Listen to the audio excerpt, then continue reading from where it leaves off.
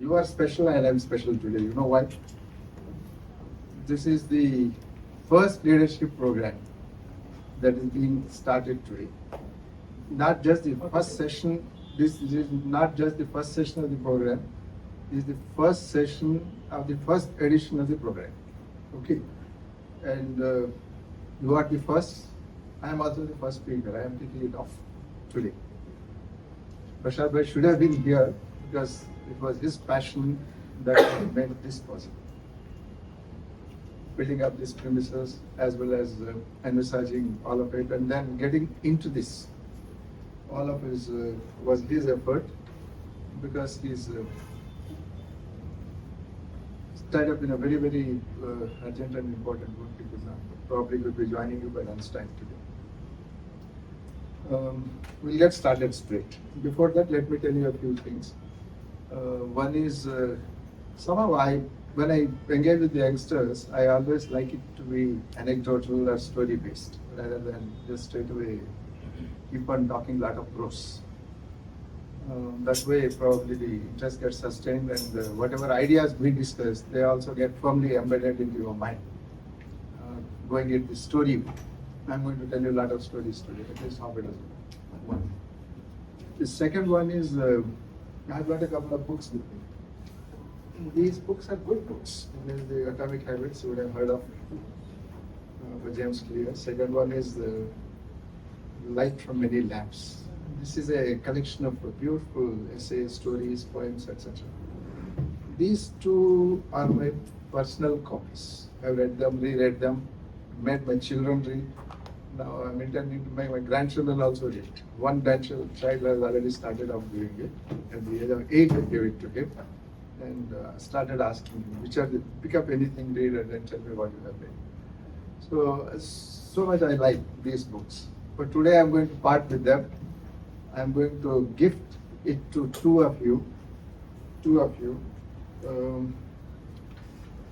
who interact the most. And that is going to be done in a very democratic way, selecting these two. Not the autocratic democratic way as we keep seeing these days, purely democratic. We will do that and then be done with that. So let's get started. Because we are starting how much late? 20 minutes. Tasneem. Yes, sir. I'm going to each into the next speaker's time to that extent. No problem, sir. They'll have their tea little early. 9:34. So I'll have a 1 hour 45 minutes. After an hour, let me speak. Then, floor is yours. Start interacting. Keep asking a lot of questions. That's very, very important. That not only gives you confidence, and you will get the information that you want rather than what the speaker would like to tell you. That is one. And it improves the art of articulation. That's what you are here for. So all of you just now, I was interacting with you before you entered this room. Very diverse backgrounds you have, starting from lawyers to somebody from humanities, engineering, sciences, doctors. So whatever field you are choosing, if your life has to be meaningful, if you have to have a very, very satisfying and a good, fairly intellectual life, and if you have to be relevant to society, you have to develop generally also. Otherwise, you will become what is called a unidimensional personality, something like a dot. Whereas participating in programs like this, picking up, interacting, new ideas, what is happening in the society. See, whatever profession you do, ultimately you have to go and trade that profession in the society, isn't it? So when you get to understand the society better, you are more relevant. I've seen a lot of doctors, once they go home in the evening, they start playing music. Even a cricketer, though he chooses it as his profession, once he comes out, he does not play cricket. He plays volleyball, he goes for swimming. Or I know Sachin Tendulkar was a good friend. Whenever he comes to Hyderabad, we keep meeting. We have a meal together. And one thing he immediately says is, sir, kal morning kahin golf pe jaye. Kapil Dev did it, isn't it? A man like De Villiers of South Africa, man 360 degree. He played hockey also for his nation, South Africa. So apart from whatever you do in profession, always cultivate a few other interests. They are going to be your stress busters. Okay, they are going to be stress busters. They are going to take you out of stress. These days, a lot of people die of heart attacks not because of cholesterol or triglycerides, but because of stress. You ask, I have a lot of friends in the medical profession. They always tell most of the youngsters, it's because of lack of sleep, poor eating habits, and over and above these two, it's the stress that is killing. The control mind has over the body, over the heart is something tremendous. Many of us did not value it all along. No, the society has started seeing it this way. So these are the opening remarks. Now let's get started straight with the topic. Okay? See, though there are three of them, goal setting, goal setting, positive thinking, this is one. Yeah. Positive thinking and motivation. They have been given as three different items. They get totally unmeshed. That's how I'm going to deal with them also. Because you can't, it's very difficult to separate out one from the other. So they get totally integrated. So let's go that way rather than seeing them in a compartmentalized way. Okay? What is goal setting? Goal setting is something that is firstly, this one. Okay. Goal setting is something which is very, very innate to our nature, to human nature. You go back into your childhood, when you are 2 year, 3 year, 4 year old. That time itself you had set your goal.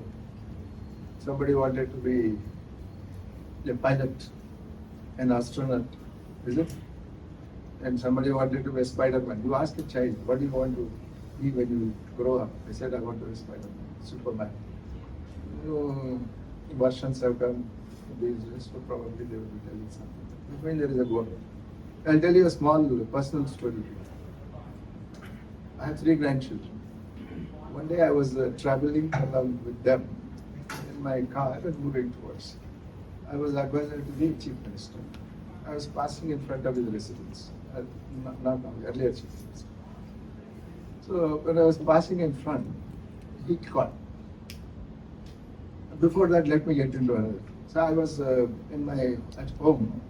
The Commissioner of Police, that time Mr. Anjani Kumar was Commissioner of Police, and Mahendra Reddy was DG. Mahendra Reddy was my trainee, and Anjani Kumar also had worked with me earlier. Both of them came to see me. I was sitting in the lawn outside, children were playing. Okay, so what do I use this? Okay, there was slight echo, that's why. Okay, is it all right? So, can you reposition that somewhere? Because it's bringing into the mind.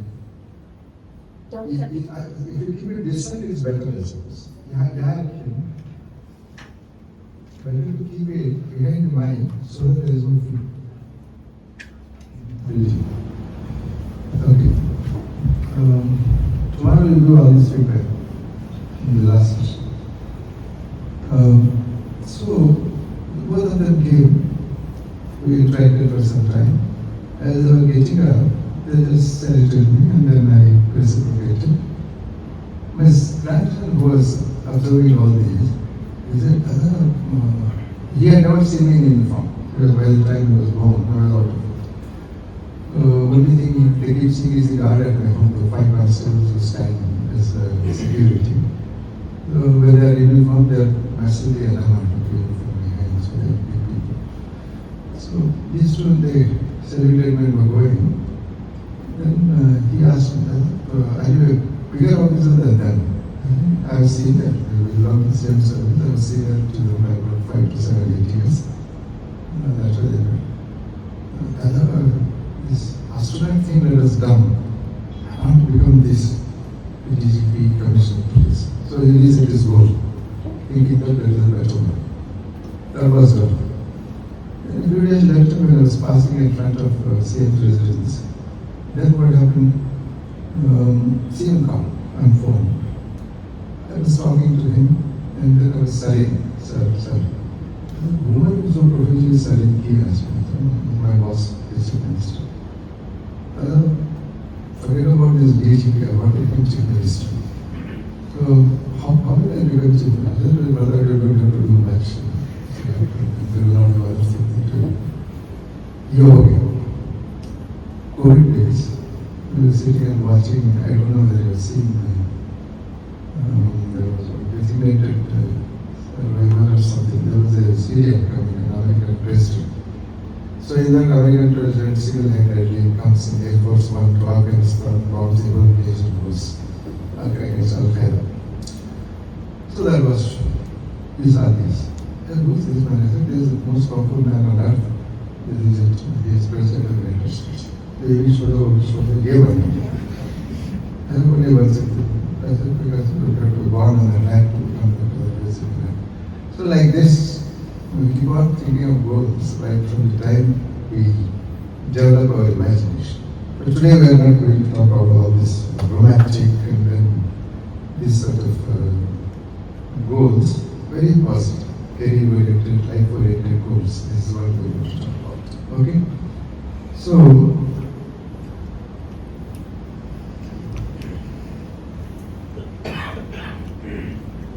okay. Next one.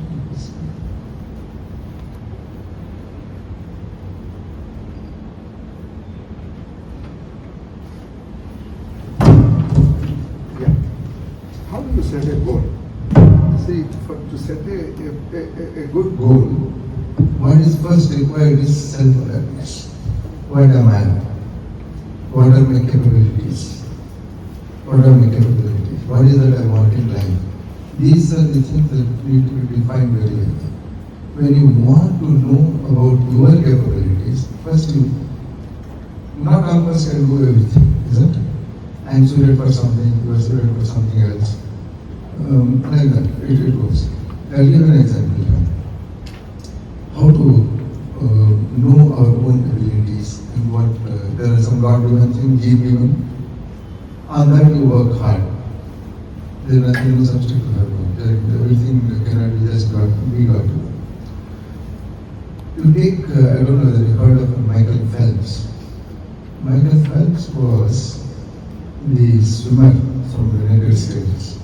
He has to this date maximum number of Olympic golds. At the same time, there was a American middle distance and long distance runner, Hashim was the first name, just leave it as Hashim. He also got a lot of medals in middle distance and long distance running. You know the irony? Had Phelps chosen running, had Hashim chosen swimming, both of them would not have qualified even for their countries. What were the attributes that they had? Michael Phelps, he was very tall, maybe was 6'6" or so. His torso was very longish, and then arms were very long, and huge cups with hands. These are the things that you require to excel in swimming, because once you are taking a forward stroke, you should be able to generate a lot of momentum and then displace as much water as possible with your huge hands. He was able to do that. Legs were shorter for him compared to the torso. You take the other man, he was also 6'6", but his torso was shorter, legs were longer. Ideally suited for running. They understood this. Maybe they were guided also by the mentors. They chose the right type of professions and they excel both of them. This is what we should also be doing. This is what is called self-awareness. What are my attributes? Where does my interest lie? Then if you do that, it becomes very easy. But again, just because you have those attributes, they do not give you success. You have to definitely work on them. You see, anybody who has excelled in life, merely because he has the talent, he does not excel. It goes into a lot of things. Identify right talent and be in right profession and then do that. Probably my son also had a very miserable existence in college and university. First, more than me, I'll tell about my son. This boy went to British completed his engineering, but always reached great knowledge. He was not attending classes at all. Backlogs. So this is something that was happening with him. But ultimately we got so frustrated with him. We said just somehow complete that course and get out of the place. Then later whatever you want to do. So he completed. By the time he completed his final year, he completed all his accumulated backlogs and then he came out. You know, he was feeling so relieved. We were also relieved as parents. Of course, not a very broken life and this.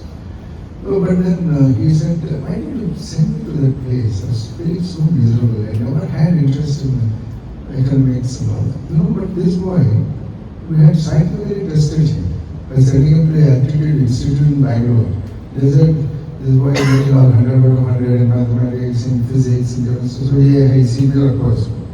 But then he did not do it.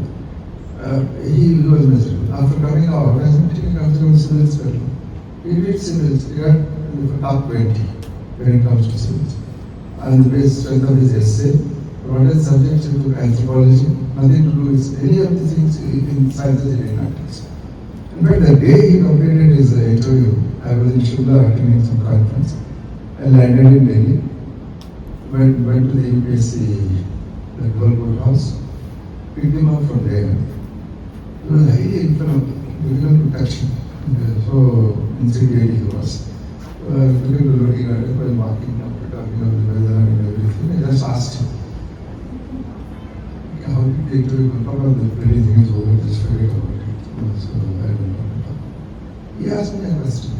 Why did you put me in sciences throughout my life? I was comfortable.